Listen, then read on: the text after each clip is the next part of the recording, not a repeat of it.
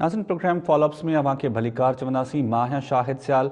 अॼु अवांखे ॿुधायूं त पाकिस्तान मेडिकल काउंसिल तरफ़ां मेडिकल कॉलेजिस लाइ करायल एंट्री टेस्ट के ख़िलाफ़ सिंध असेंबली में रिथ आंदी वई। सिंध असेंबली में भी इन ख़िलाफ़ आवाज़ उथियो आहे। रिथ पीपल्स पार्टी की MPA मारी फसी आंदी है, जंहिंजी GDA ऐं MQM हिमायत कई है, जॾहिं त PTI ऐवान में वॉकआउट करे वई।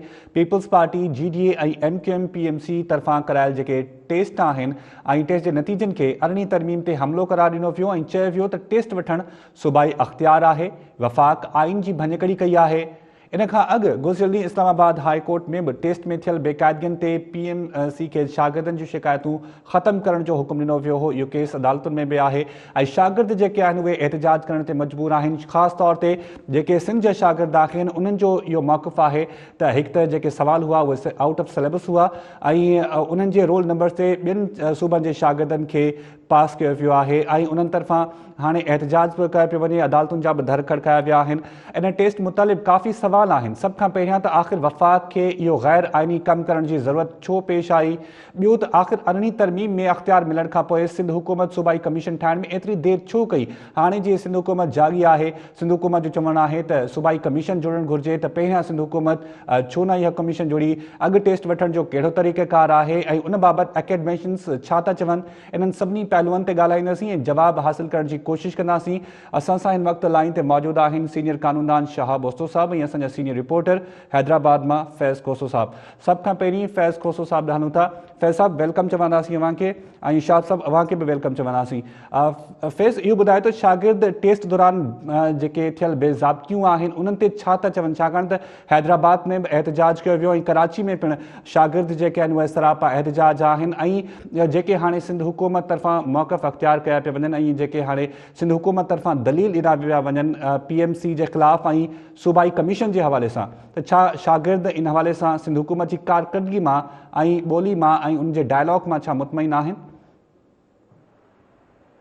शायद बुनियादी तौर ते ही जेका PMC जी टेस्ट थी आहे इहा तकरारी बणिजी वई आहे ऐं ख़ासि तौर ते जेके सिंध जा शागिर्द आहिनि उन सां हिन टेस्ट में वॾी नाइंसाफ़ी थी आहे। मुख़्तलिफ़ फोरम ते ख़ुदि PMC बि इहो एतिराफ़ करे चुकी आहे त उन्हनि जेके सवाल ॾिना हुआ टेस्ट जे लाइ उन्हनि मां 14 सुवाल अहिड़ा हुआ जेके आउट ऑफ कोर्स हुआ, जॾहिं त 18 सुवाल अहिड़ा हुआ जेके कंफ्यूज़िंग हुआ, उन सां ॿार कंफ्यूज़ थिया। त हाणे मजमूई तौर ते 32 सुवाल अहिड़ा हुआ जिन ॿारनि खे इन टेस्ट दौरान परेशान कयो। आमतौर ते जेके टेस्टूं इन खां अॻु में थींदियूं रहियूं आहिनि मेडिकल में दाख़िला जे लाइ, त उनजो तरीक़ाकार इहो हूंदो आहे त ॿारनि खे हिकिड़ी पंहिंजो कार्बन जी कापी ॾिनी वेंदी आहे ऐं जीअं रिज़ल्ट आउट थींदी आहे त उन्हनि खे हिकिड़ी की ॾिनी वेंदी आहे त ॿार पंहिंजे पाण खे बसेस कनि त उन्हनि किथे ग़लति कयो ऐं किथे सही कयो। पर हीअ जेका टेस्ट हुई इन में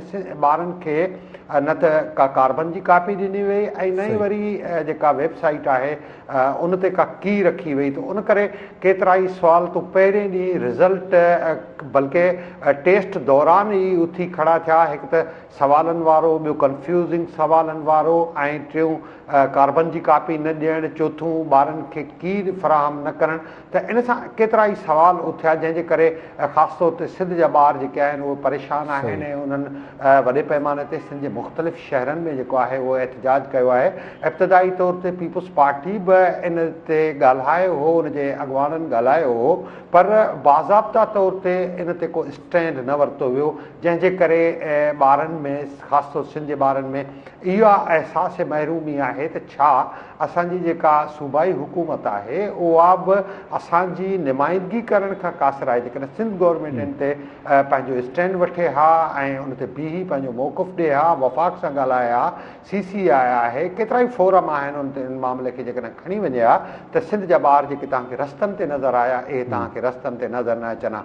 हिकिड़ी ॿी जेका दिलचस्प ॻाल्हि आहे ऐं उहा बि तव्हांखे इहा ॿुधायां त हीअ जेको PMC जी टेस्ट हुई मेडिकल में दाख़िलाउनि जे लाइ उन में जेको सिलेबस जेको चूंड कई वई उहो पंजाब ऐं फेडरल में जेको ॿारनि खे पढ़ायो वञे थो उन मां क्वेश्चन्स जी चूंड कई वई।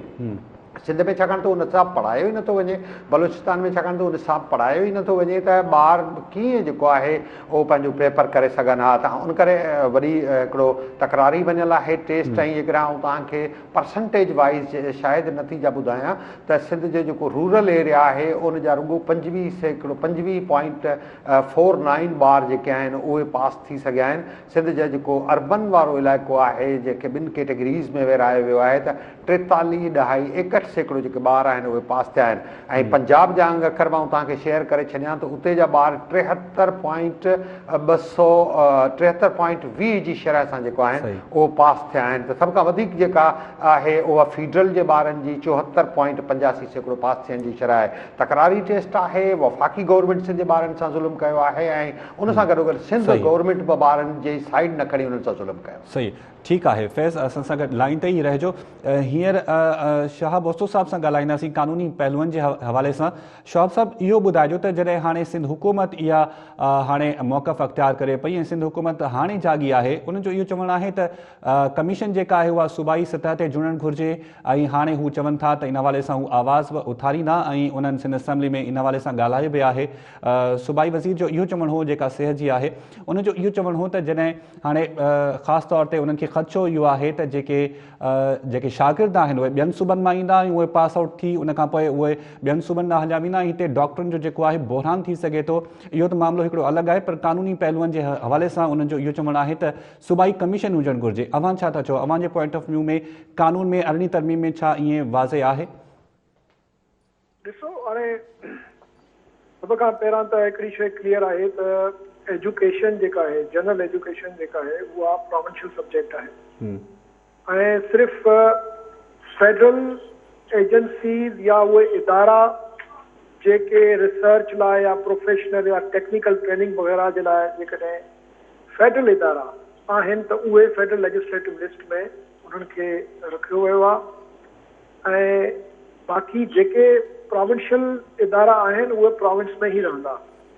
ऐं हे जेको आहे पाकिस्तान मेडिकल काउंसिल वारी जेका इहा इहो जेको रेगुलेटरी इदारो आहे इहो बेसिकली फेडरल इदारो आहे, पर इनखे बि फेडरल लेजिस्लेटिव लिस्ट में पार्ट 2 जेको आहे उन में जेके बि रेगुलेटरी अथॉरिटीज़ आहिनि उहे सभई जा सभई पार्ट 2 में आहिनि, यानी उहे बि CCI जे अंडर कमु कंदा। जेके बि फेडरल जेके बि रेगुलेटरी अथॉरिटीज़ आहिनि जेके फेडरल कानून तहत ठहियूं आहिनि, सो यानी इवन या PMDC जेका आहे उहा बि डायरेक्टली प्राइम मिनिस्टर जे अंडर कोन्हे, उहा बि council of common interest J under थी अचे।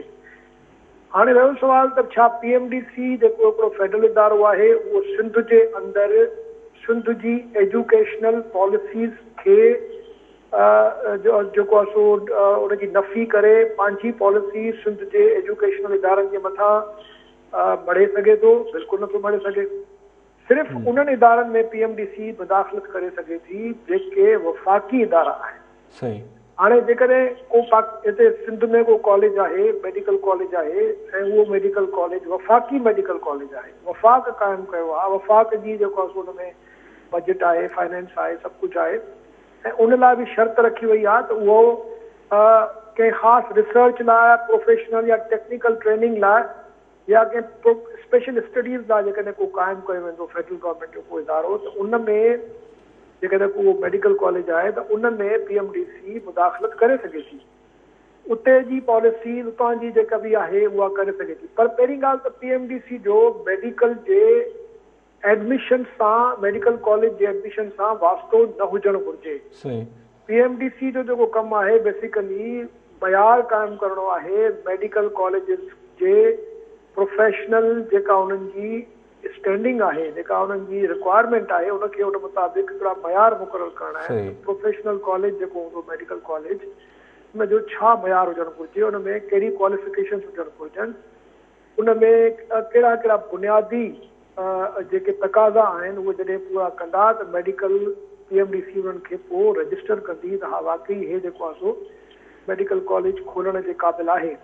बाक़ी जेका मेडिकल जी पॉलिसी आहे, मेडिकल कॉलेज जे एडमिशन्स जी पॉलिसी आहे, जेकॾहिं उहो इदारो प्रोविंस तो हलाए, प्रोविंस जे अंदर आहे, प्रोविंस जे एडमिनिस्ट्रेटिव ऐं प्रोविंस जी बजट सां थो हले, त उन में PMDC जो वास्तो ई कोन्हे।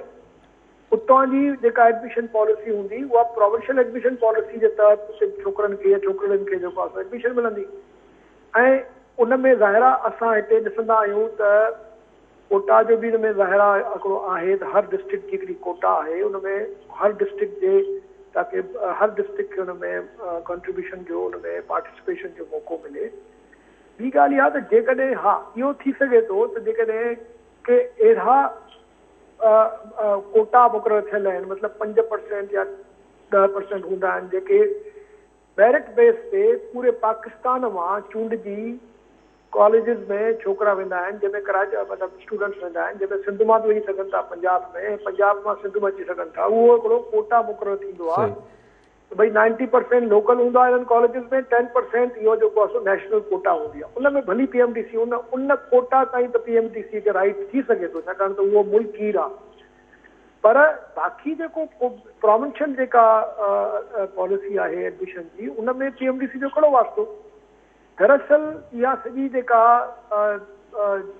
जेको इहो प्रॉब्लम पैदा थियो आहे, इहो दरअसल थियो आहे असांजी सूबाई हुकूमत जी नालाइकीअ जे करे। छाकाणि त केतिरा ई सालनि खां वठी तव्हां ॾिसो त कूड़ा डोमिसाइल ठाराए हिते अची माण्हू हुतां जा जेको आहे पंजाब जा KP जा ऐं मुख़्तलिफ़ ॿियनि प्रोविंसिस जा अची हिते जेको एडमिशन था वठी छॾनि, ऐं लोकल वीचारो जेको हितां जो ॿार आहे उहो दरबदर आहे। इन ते तमामु घणी हाय गोड़ा थी चुकी आहे। इन ते ख़ुदि सूबाई हुकूमत, तव्हांखे यादि आहे त डोमिसाइल ते जी कमेटी विहारी, हुन ते इंस्पेक्शन जी ख़बर पई त 100 जी तइदाद में कूड़ा डोमिसाइल आहिनि, हिकिड़ो कूड़ो डोमिसाइल बि हिननि रद्द न कयो आहे। असां सां जेका मुसीबत आहे, असांजे स्टूडेंट्स हुजनि या असांजा मज़दूर हुजनि, असांजा हारी हुजनि या असांजो मिडिल क्लास जो माण्हू हुजे, उन सां मुसीबत इहा आहे त जेके असांजा आइन में हक़ महफ़ूज़ थियल आहिनि, उन्हनि जी जेका चौकीदारी करणी आहे, उन्हनि जो जेको दिफ़ा करणो आहे, उहो करणो आहे प्रोविंशियल गवर्नमेंट खे।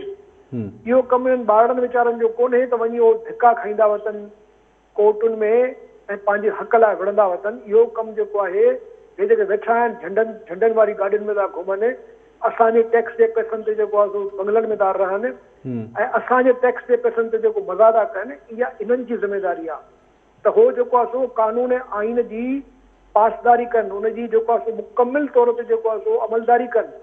हाणे थिए छा थो, जॾहिं मामिलो ख़राब थो थी वञे, जॾहिं तमामु घणी नाइंसाफ़ी थी थिए, माण्हुनि खे तमामु घणो नुक़सान थो थिए, ॿार वीचारा हुजनि या मुख़्तलिफ़ क़िस्म जे। अच्छा शौक़ साहब, शागिर्द वाकई तमामु घणा परेशान आहिनि, उहे एहतजाज पिया कनि पिया। हाणे इस्लामाबाद हाई कोर्ट में जॾहिं इहो केस वियो ऐं उते इहो रेफरेंस ॾिनो वियो त पेशावर हाई कोर्ट रिज़ल्ट जेको आहे उहो तलब कयो आहे, त इस्लामाबाद हाई कोर्ट रिमार्क्स ॾिना त अदालतुनि जो इहो कमु न आहे ऐं उन्हनि PMC खे इहा हिदायत कई आहे त शागिर्दनि जे जेके ख़दशा आहिनि उहे ख़तमु कया वञनि। हाणे सिंध हुकूमत जो इहो बि मौक़िफ़ आहे त जेके PMC जा वकील आहिनि उहे अदालतुनि में गुमराह कनि था।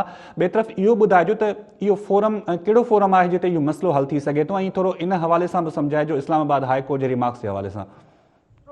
ॻाल्हि इहा आहे त इस्लामाबाद हाई कोर्ट में त जेको केस पेश थींदो उहो उन ते रिमार्क्स ॾींदी। सही, मां तव्हांखे गुज़ारिश कई त PMC जेका आहे उहा बेसिकली हिकिड़ी हिकिड़ो रेगुलेटरी इदारो आहे जेको मेडिकल जे प्रोफेशन खे रेगुलेट कंदो आहे। जीअं पेमरा जो तव्हांजो जेको आहे रेगुलेटरी अथॉरिटी, उहो जीअं तव्हांजी मीडिया खे रेगुलेट कंदी आहे, अहिड़े तरीक़े सां पाकिस्तान इंजीनियरिंग काउंसिल इंजीनियर्स खे कंदी आहे। PMC जेको आहे जेका पहिरियों PMDC हूंदी, PMC जेका आहे डॉक्टर्स जे जेको आहे फील्ड खे रेगुलेट कंदी आहे। माना हिकिड़ा सभिनी लाइ यूनिफॉर्म यार्ड स्टिक हिकिड़ी मुक़ररु कंदी आहे पॉलिसी फॉर्म। पर उन में जीअं मां गुज़ारिश कई त जेके बि रेगुलेटरी इदारा आहिनि उहे सभई जा सभई CCI जे तहत अची विया आहिनि, छाकाणि त उहो 2nd शेड्यूल में आहिनि। फेडरल लेजिस्लेटिव जी जेका 4th शेड्यूल जो जेको 2nd पार्ट आहे, पार्ट 2 जेको आहे, उन में रेगुलेटरी अथॉरिटीज़ खे रखियो वियो आहे त जीअं जेकॾहिं का रेगुलेटरी अथॉरिटी कंहिं सूबे में का नाजाइज़ी थी करे, का जेको आहे सो ॿियाई थी करे, डिस्क्रिमिनेशन थी करे, त इहो फ़र्ज़ु आहे उन सूबे जे हुकूमत जो त इहो मामिलो फौरन CCI में खणी वञे। हे जेको आहे सो अंग नंबर 6 अथव इन जो फेडरल लेजिस्लेटिव पार्ट 2 तव्हां जेकॾहिं खोलींदव 4th शेड्यूल जो, त 6 नंबर अंग जेको आहे उन में लिखियलु आहे त जेके बि रेगुलेटरी अथॉरिटीज़ आहिनि जेके फेडरल लॉ जे तहत इस्टेब्लिश थियूं आहिनि, जेके वफ़ाक़ी कानून तहत इस्टेब्लिश थियूं आहिनि, उहे बि CCI जे अंदरि कमु कंदियूं। हाणे PMC हिकिड़ो वफ़ाक़ी इदारो आहे, उनजो ॾिसो तव्हांखे हिकिड़ी बुनियादी शइ जी मां थोरी हिन ते रोशनी विझां त जेकॾहिं को वफ़ाक़ी कानून तहत को इदारो ठहियो आहे त उहो सिर्फ़ु वफ़ाक़ी इदारनि ताईं उनजी जेको आहे सो हूंदी एप्लीकेशन, सवाइ नैब जे इदारे जे ऐं FIA जे। FIA त ख़ैर फेडरल लॉ सां ई रिलेटेड आहे, पर नैब हिकिड़ो वाहिद कानून आहे जेको सूबनि में बि हले थो ऐं मथे बि हले थो। बाक़ी जेके बि तव्हांखे फेडरल लॉ नज़र ईंदा उहे सिर्फ़ु उन्हनि अथॉरिटीज़ ते उन्हनि ते लागू थींदा जेके वफ़ाक़ी कानून तहत पैदा थिया आहिनि, उन्हनि खे पैदा कयो वियो आहे। तंहिंजे करे हीअ जेका PMC वारी जेका जेको इदारो आहे, रेगुलेटरी अथॉरिटी आहे, इहा थी बेसिकली प्राइम मिनिस्टर जे डायरेक्ट अंडर कमु कोन कंदी। इहो मामिलो सॼो जो CCI में वञणो घुरिजे। सिंध हुकूमत ठीक है, अवां जो ख्याल है तो इहो जेको मामलो आहे उहो CCI में वञणु घुरिजे। फैज़ साहब खां पुछंदासीं। फैज़ साहब, इहो ॿुधाइजो त हाणे जीअं शागिर्द सरापा एहतिजाज आहिनि, वालिदैन जो छा मौक़िफ़ आहे? जीअं सिंध हुकूमत अॼु इहो मामलो जेको आहे उहो सिंध असेंबली में उथारियो आहे ऐं इन हवाले सां मोशन बि पेश कई वई आहे, त छा उहो मुतमइन आहिनि त सिंध हुकूमत जेको आहे इहो केस सही नमूने सां फाइट कंदी वफ़ाक़ सां? ॾिसो, सिंध हुकूमत बिल्कुलु ही मामिलो उथारण में तमामु घणी देरि कई आहे। ही बर वक़्तु मामिलो उन वक़्तु उथारणु घुरिजे हा जॾहिं ही शागिर्द इन नाइंसाफ़ी जे ख़िलाफ़ एहतिजाज करे रहिया हुआ ऐं रस्तनि ते मौजूदु हुआ। माइटनि में मायूसी आहे। असां सभई अहिड़ा वालिदैन मिलिया आहिनि, सभई अहिड़नि वालिदैन असांखे अप्रोच कयो आहे त तव्हां मीडिया जे मार्फत इन मामले खे हाईलाइट कयो, ऐं असां कोशिशि बि कई आहे त इन मामले खे हाईलाइट कजे। पर ज़ाहिर आहे त असां सिर्फ़ु माण्हुनि जो आवाज़ बणिजी सघूं था ऐं अख़्तियार वरी बि सिंध सरकार वटि आहे त उहा इन मामले खे खणी वञे, छाकाणि हू स्टेक होल्डर आहे, सूबे जी उन वटि गवर्नमेंट आहे, त उनखे इन मामले ते बर वक़्तु इहो मामिलो उथारणु घुरिजे आहे। जंहिं वक़्तु हिकिड़ो बि शागिर्द जेकॾहिं इन मामले नाइंसाफ़ी जे ख़िलाफ़ उथी बीठो त सिंध हुकूमत खे उनजो आवाज़ बणिजणु घुरिजे आहे, प्रॉपर फोरम ते उनखे खणी वञणु घुरिजे आहे त हीअ अॼु ताईं मामिलो जेको आहे उहो हल थी चुको हुजे। अच्छा फैज़, इहो ॿुधाइजो त जेके यूनिवर्सिटीज़ आहिनि सिंध में, जीअं हैदराबाद में बि वॾी यूनिवर्सिटी आहे मेडिकल जे हवाले सां, त छा उन्हनि खे PMC तरफ़ां लिस्टूं मोकिलियूं वियूं आहिनि? इहो जेको प्रोसेस आहे इहो शुरू थी चुको आहे, छाकाणि त PMC जो चवणु आहे त रिज़ल्ट जेको आहे उहो फाइनल आहे। शागिर्द जा ख़दशा, उन्हनि त इहो चयो त शागिर्दनि जा जेके ख़दशा आहिनि उहे ख़तमु बि असां करे छॾिया आहिनि, इहो ह्यूमन एरर हो ऐं कंप्यूटराइज़ असां रिकॉर्ड खे कयो त उन में कुझु ग़लतियूं साम्हूं आयूं। न को शागिर्दनि जा ख़दशा को कंहिं बि सतह ते ख़तमु न कया विया आहिनि। तव्हांखे इहे बि शिकायतूं आयूं हूंदियूं त हिकिड़े शागिर्द जो सीट नंबर जेकॾहिं सिंध जो शागिर्द आहे त उनखे पंजाब जे शागिर्द खे पास थियल ॼाणायो वियो, KPK जे ॿार खे पास थियल ॼाणायो वियो। इहो एरर न हो। सिंध जे ॿार खे पंजाब जे जेको आहे उहो सीट नंबर ते पास थियल न ॾेखारियो वियो। हिते एरर छो न आयो? तव्हां जेको सुवालु पुछो त जेको प्रोसेस आहे उहो बिल्कुलु शुरू थी चुको आहे ऐं उहो PMC जेको आहे ॿारनि जे ख़दशनि ते को बि ध्यानु ॾियण जे लाइ तयारु कोन्हे। ऐं तव्हां सम्झो था त हीअ जेको हेॾी वॾी ॿारनि सां नाइंसाफ़ी थी आहे, सिंध जा मजमूई तौर ते जेके 16,965 ॿार जेके आहिनि उहे 120 मार्कनि खां हेठि मार्कूं खयल ॾेखारिया विया आहिनि ऐं ॿिए कंहिं बि सूबे जा एतिरा ॿार न आहिनि जेतिरा नापास थिया हुजनि। ऐं वॾी ॻाल्हि इहा आहे त जेका बलूचिस्तान जी रिज़ल्ट आहे उहा 32.48% आहे ऐं सिंध जे जेका रूरल जी जेका रिज़ल्ट इन्हनि सैकड़े में ॾेखारी आहे उहा 25.49। त ॿ शयूं इन मां बि थियनि थियूं। हिकिड़ो त नाइंसाफ़ी पंहिंजी जाइ ते आहे, पर जेकॾहिं हलो PMC जी इहा दावा मञी वठिजे त हीअ जेका टेस्ट आहे उहा ट्रांसपेरेंट थी आहे त पोइ सिंध में जेको आहे तालीम जो बेड़ो जेको ॿुॾल आहे उन ते बि त सुवाल उथनि था न। जेके वाइट हिन रिज़ल्ट जे करे शागिर्द जेके परेशान आहिनि उहे उन्हनि जो सोचणु घुरिजे ज़रूरु। ठीकु आहे, वॾी महिरबानी फैज़ साहब वक़्तु ॾियण जे लाइ। हलूं था हाणे शाह बोस्तो साहब ॾांहुं। शाह साहब, इहो ॿुधाइजो त जीअं अवां इहो मामिलो उथारियो PEC वारो, यानी जेको इंजीनियरिंग यूनिवर्सिटीज़ खे रेगुलेट यानी उन्हनि खे एक्रेडिटेशन ॾींदो आहे, त छा मुस्तक़बिल में असां ॾिसी सघूं था त इन ते बि का वफ़ाक़ी सतह ते कमीशन जुड़ंदी ऐं उन खां पोइ इंजीनियर्स खे यानी बि ख़दशा साम्हूं ईंदा ऐं टेस्टूं बि उहा PEC वठंदी? छाकाणि त हाणे इहो इन हवाले सां मुख़्तलिफ़ जेके माण्हू आहिनि उन्हनि खे इहो मामिलो सम्झ में न पियो अचे। न ख़ुदि असांखे बि जेके शागिर्द आहिनि या यूनिवर्सिटीज़ आहिनि उन्हनि खे बि फ़ैसिलो सम्झ में न पियो अचे त आख़िर PMC जोड़ी छो वई आहे? सो ॻाल्हि इहा आहे त PMC पुराणे दौर जो हिकिड़ो ईअं खणी चओ त कंटिन्यूएशन आहे। शुरू में जॾहिं इहो अञा 18th अमेंडमेंट खां पहिरियों जो दौर आहे इहो, ऐं उन वक़्त में छाकाणि त सेंट्रल गवर्नमेंट जो हर जॻह ते पंहिंजी छाप हूंदी हुई, हुनजो हिकिड़ो प्रेशर हूंदो हुयो।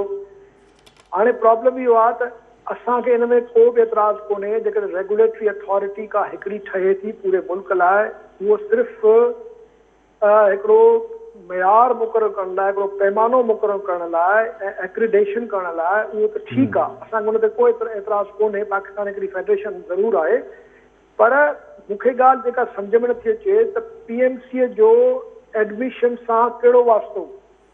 एडमिशन जेको आहे, मसलन हाणे जेकॾहिं हैदराबाद में या अमशोर में जेकॾहिं का एडमिशन थी थिए लम्स में, त उते त जेके लोकल जेके स्टूडेंट्स हूंदा उहे, या सिंध जा जेके स्टूडेंट्स हूंदा पूरा, उहे ई सिर्फ़ु कम्पीट था करे सघनि।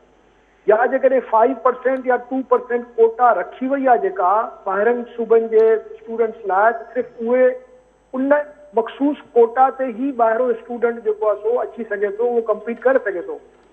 बाक़ी जेका मेजॉरिटी 90% 95% जेके स्टूडेंट्स हूंदा उहे त असांजे पंहिंजे सूबे जा हूंदा, ऐं उन में ज़ाहिर आहे असांजी प्रोविंशियल गवर्नमेंट जो रोल आहे। प्रोविंशियल जेका हेल्थ डिपार्टमेंट आहे हमेशा उहा ई सॼो अरेंज कंदी आहे, ऐं उन्हनि जी हिकिड़ी पॉलिसी हूंदी आहे, उहो पंहिंजो NTS कराईंदा आहिनि, जेको बि कराईंदा आहिनि उहो उनजे तहत वेंदी आहे। फ्री एडमिशन जी तव्हांजी जेका बि अल्टीमेट मेरिट बेस जेको थींदो आहे उहो उनजे तहत थींदो आहे। तंहिंजे करे PMC कीअं थी सिंध जे अंदरि अची जेको आहे सिंध जे मेडिकल कॉलेजिस में, ऐं वरी तव्हां था चओ त ॿियनि सूबनि जा छोकिरा अची विया आहिनि, ॿियनि सूबनि जा छोकिरा अची कोन था सघनि। पाकिस्तान में हर सूबे जे अंदरि हर सूबे जे पंहिंजे डोमिसाइल होल्डर्स जो राइट आहे। सिर्फ़ु हिकिड़ो 5% जो हिकिड़ो कोटा आहे जेको मुख़्तलिफ़ कॉलेजिस ॿियनि सूबनि जे छोकिरनि लाइ रखियो आहे। उहो उनते असांखे कोई एतिराज़ कोन्हे, असांजा छोकिरा बि कम्पीट कंदा, हो बि कम्पीट कंदा, ठीकु आहे, भली अचनि। पर जेको 95% कोटा आहे उहा त सिर्फ़ु प्रोविंस जे पंहिंजे अंदर रहंदड़ जेके स्टूडेंट सही है। शाहिद साहब लाइन ते मौजूद रहिजो। जेको सवाल आहे न जेको हाणे उथे थो त सिंध हुकूमत आख़िर एतिरा साल ख़ामोश छो रही ऐं 18वीं तरमीम जो क्रेडिट त पीपल्स पार्टी वठंदी आहे, त पर इन हवाले सां ध्यानु छो न ॾिनो वियो। ॻाल्हाईंदासीं हींअर सोहू असांखे जॉइन करे पई, वेलकम चवंदासीं हीर सोहू साहिबा अव्हांखे। इहो ॿुधाइजो त अॼु जीअं बिल जेको आहे उहो मोशन आंदो वियो सिंध असेंबली में, ऐं मेंबर्स तरफ़ां काफ़ी ॻाल्हायो वियो, ऐं सिंध हुकूमत जो मौक़िफ़ आहे त कमीशन जेका आहे उहा घुर्जे सूबाई सतह ते, PMC जेका आहे उहा गैर कानूनी आहे, त पोइ एतिरा साल अव्हां ख़ामोश छो रहियो ऐं पहिरियां छो न जोड़ी वई कमीशन। बिस्मिल्लाह रहमान रहीम। मुंहिंजे ख़्याल में त ही जेको इशू आयो आहे उहो हिकिड़ो त तहरीक इंसाफ़ करणु खपे त वफ़ाक़ी हुकूमत जे तरफ़ां PMC पीपुल्स मेडिकल कमीशन ठाहियो वियो आहे। उन खां अॻु में ऑलरेडी तव्हां जेको आहे पाकिस्तान मेडिकल डेंटल काउंसिल आहे जेको पूरे पाकिस्तान खे हलाईंदो आहे, ऐं उहो चइनी सूबनि जी पंहिंजी पॉलिसी ऐं बोर्ड जी मातहती शयूं पॉलिसी ठाहींदी आहे, ऐं उनजे अंदर ई जेका बि एंट्री टेस्ट आहे, चाहे उहो मेडिकल जी आहे, इंजीनियरिंग जी आहे, उहे टेस्टूं थींदियूं आहिनि। ऐं हर सूबे जी पंहिंजो सिलेबस आहे ऐं उनजो पैटर्न पंहिंजो आहे, ऐं उहो ही एंट्री टेस्ट कराईंदा आहिनि, ऐं उहो जेकी आहे सिलेक्शन थींदी आहे मुख़्तलिफ़ मेडिकल इंस्टीट्यूट में। ही जेका थी आहे उन ते एतिराज़ सिंध हुकूमत खे हिकिड़ो त हिनखे टाइम न थियो आहे। ही पहिरीं एंट्री टेस्ट हुई जेके ऑब्जेक्शन आयो आहे जॾहिं ही काउंसिल कमीशन ठहियो हो, उन टाइम ते सिंध हुकूमत एतिराज़ कयो। अगरि तव्हांजे रिकॉर्ड में हुजे त बाक़ाइदा जेका हेल्थ मिनिस्टर आहे उन प्रेस कॉन्फ्रेंस कई, उन कयो त ही जेको कमीशन ठाहियो पियो वञे इहो ग़लति कमीशन आहे, इहा 18वीं तरमीम जे ख़िलाफ़ वञे तो, वायोलेशन बि थिए। ॿियो हिन सां काफ़ी सारा ख़दशा थींदा। ऐं जेका जॾहिं टेस्ट थी आहे उन टेस्ट में तव्हां ॾिठो हूंदो त असांखे रिजर्वेशन ईअं हिकिड़ो त डोमिसाइल जेको आहे उन डोमिसाइल जी जेका आहे उन ख़तमु कयो वियो आहे, मेरिट ते कयो वेंदो। असांजी रिजर्वेशन इहा आहे त जेकॾहिं तव्हां डोमिसाइल खे ख़तमु था करियो ऐं मेरिट ते आयो था, हर सूबे जा पंहिंजा रिजर्वेशन। अच्छा हीर साहिब इहो ॿुधाइजो त अव्हां सही था चओ, प्रेस कॉन्फ्रेंस थी उन खां पोइ टेस्टूं थियूं, उन वक़्तु बि सिंध हुकूमत ख़ामोश रही, टेस्ट न थियणु ॾिनी वञे हा, या टेस्ट खां पहिरीं जेको आहे उहो आवाज़ु उथारियो वञे हा, कोर्ट जो दरवाज़ो बि खड़कायो वञे हा। शागिर्द पंहिंजे सिर पाण त वञनि था कोर्ट जो दरवाज़ो उहे खड़काइनि था, त सिंध हुकूमत छो नथी मुख़्तलिफ़ फोरम्स न ॾिसे। CCI जी ॻाल्हि जेका आहे उहा सिंध हुकूमत ख़ुदि करे थी त उनजा इजलास थियणु घुरिजनि, पर उते बि तोड़े जो इजलास न आहे थियो, पर उते बि जेको आहे उहो आवाज़ु उथारे सघिजे थो ऐं इन हवाले सां ॻाल्हि बि करे सघिजे थी, पर अञा ताईं को वाज़े जेको मौक़िफ़ आहे या वाज़े आवाज़ आहे उहो नथो नज़र अचे सिंध हुकूमत तरफ़ां। क्लियर आवाज़ आहे त का बि अहिड़ी पॉलिसी तो हाणे हिकदमि जेकॾहिं नोटिफिकेशन थो निकिरे, हिकदमि वफ़ाक़ी हुकूमत फ़ैसिला जॾहिं सूबनि ते मड़े थी त हाणे तव्हांजे साम्हूं आइलैंड जो इशू आहे त छा आइलैंड जे इशू ते सिंध जो मौक़फ़, सिंध जे रेज़ोल्यूशन, सिंध जे माण्हुनि जी तव्हांजे लाइ क्लियर कोन्हे। उनजे बावजूद उहो शइ तव्हांजे साम्हूं जॾहिं वफ़ाक़ी हुकूमत नादिरशाही हुकुम ऑर्डर करे थी त उन ऑर्डर खे रोकण जे लाइ जेकी शयूं थियनि थियूं उहो फर्दर तव्हां लीगली करे सघो था। हिकदमि तव्हां जेके तमामु इंस्टीट्यूट खे बंदि कोन था करे सघो, शयूं कढो कोन था सघो। जेके लीगल अथॉरिटीज़ आहिनि, जेके तव्हांजे रूल्स आहिनि उन जे तहत ई करियो। हीउ हिकिड़ो स्टेप आयो जॾहिं आई, उन ते रिज़ोल्यूशन चइनी सूबनि जी, सूबे जे शागिर्दनि बि कयूं, असांजे जेको आहे मिनिस्टर बि कई, इवन सीएम ताईं वई, सीएम वरी एडवाइज़र सां कई। हाणे शयूं जेके तव्हां जेका फेडरल जी पॉलिसी सम्झ खां ॿाहिरि शयूं थियनि थियूं त तव्हां हिकदमि नादिरशाही अगरि ऑर्डर कढो था, तव्हां कीअं हिकदमि हिकिड़ी पॉलिसी ठाहियो था उनखे हाई अच्छा हीर साहिब हाणे आख़िर में इहो ॿुधाइजो त छा पीपल्स पार्टी कहिड़े फोरम ते वेंदी ऐं इहो बि ॿुधाइजो त छा अदालत जो दरवाज़ो खड़काए वेंदो, सुप्रीम कोर्ट में इहो जेको आहे केस दाख़िल कराए वेंदो पीएमसी खे ख़तमु करण जे हवाले सां या सूबाई कमीशन जे हवाले सां? जेको अॼु रेज़ोल्यूशन जेको असांजो तहरीक अथव एडजमेंट मोशन उहो वियो आहे, उहो यकीन जॾहिं यूनानिमसली पास थींदो त कैबिनेट में वेंदो। कैबिनेट जे फ़ैसिले जे तहत यकीनन असां उमीद था करियूं त हिनखे न सिर्फ़ु हिन ते ऐं जेको ॿियो ऑप्शन बि आहे त जेकॾहिं कमीशन जे हवाले सां त गवर्नमेंट 18 अमेंडमेंट खां पोइ या त बिल जी सूरत में आणींदी, अगरि ज़रूरत पई त बिल्कुलु कोर्ट में वेंदासीं शयूं आहिनि। पर इहे शयूं जेके आहिनि उहो वफ़ाक़ी हुकूमत वही अहिड़ा फ़ैसिला करे ठीकु आहे। वॾी महिरबानी साहिबा, वक़्तु ॾियण जे लाइ। शाह बस्तो साहिब अव्हांजी बि वॾी महिरबानी। नाज़रीन, ही हज़ारे शागिर्दनि जो मुस्तक़बिल जो सुवालु आहे, छाकाणि त उहे हाणे तमामु घणा परेशान आहिनि, उन्हनि खे पंहिंजो मुस्तक़बिल ऊंधाओ नज़र अचे पियो। नाज़रीन, प्रोग्राम मां फ़िलहाल एतिरो ई।